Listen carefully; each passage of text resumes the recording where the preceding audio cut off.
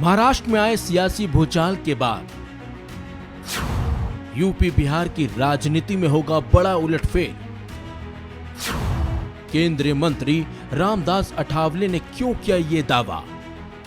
कल कुछ दिनों में बिहार में भी इसी तरह का बंड हो सकता है, क्योंकि माननीय नीतीश कुमार जी के निर्णय पर लोग और उनके एमएलए नाराज है।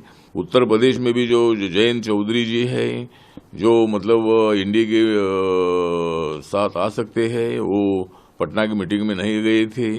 आजकल वो अखिलेश यादव जी के साथ नाराज चल रहे हैं। सुना केंद्रीय मंत्री रामदास अठावले का ये बयान, जिसके बाद देश की राजनीति में एक अलग ही हलचल मचनी शुरू हो गई है। बल्कि केंद्रीय मंत्री के इस बयान के बाद देश की सियासत में अलग ही भूचाल आने की भी संभावना है।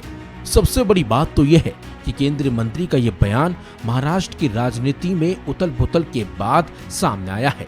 दरअसल महाराष्ट्र में बड़ा राजनीतिक उलटफेर हुआ है और एनसीपी नेता और शरद पवार के भतीजे अजित पवार नेता प्रतिपक्ष से कुछ ही घंटों में महाराष्ट्र के डिप्टी सीएम बन गए।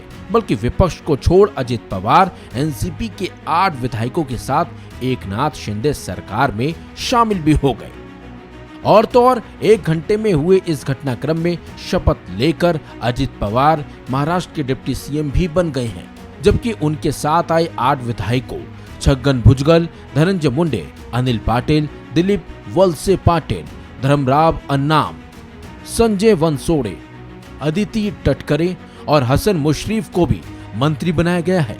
2024 से पहले महाराष्ट्र में हुए उलटफेर से देश की राजनीति में एक बार फिर से हलचल बढ़ गई है। लेकिन इस हलचल को और ज्यादा बढ़ाने का काम कर डाला है केंद्रीय मंत्री रामदास अठावले ने, जिन्होंने कहा है कि आने वाले समय में उत्तर प्रदेश के साथ साथ बिहार के कई दलों के नेता बीजेपी में शामिल होंगे। हमने अजित पवार को तोड़ा नहीं है, वो खुद टूटकर यहाँ आए हैं।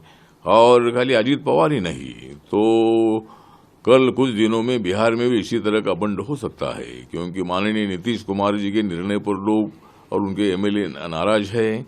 और जिस तरह मतलब आरजेडी छोड़कर वो बीजेपी के साथ आए, माननीय नरेंद्र मोदी जी ने बीजेपी के 77 एमएलए और आरजेडी के मतलब आरजेडी को छोड़कर आने के बाद जब उनके 45 एमएलए चुनकर आए थे नीतीश कुमार जी के, उसके बावजूद भी मतलब उनको मुख्यमंत्री पद दे दिया था। लेकिन कुछ दिनों के बाद वो फिर आरजेडी के पास चले गए।